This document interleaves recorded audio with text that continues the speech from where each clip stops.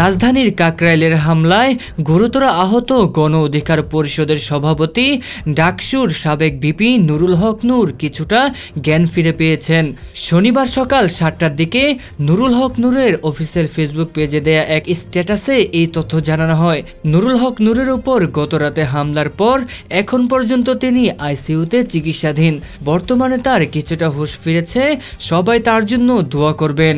অন্যদিকে প্রধান উপদেষ্টা প্রেস সচিব নূরের উপর হামলাকে অত্যন্ত ন্যাক্কারজনক বলে উল্লেখ করেছেন।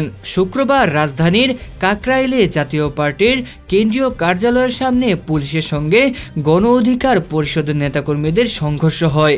এই সময় আহত হন নুরুল হক নূর। সহকর্মীরা তাকে রক্তাক্ত অবস্থায় হাসপাতালে নিয়ে যান।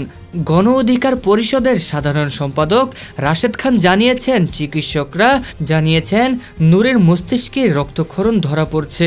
বর্তমানে তাকে আইসিইউতে রাখা হয়েছে। ডেস্ক বাংলা টিভি, আপনার পাশে সবসময়।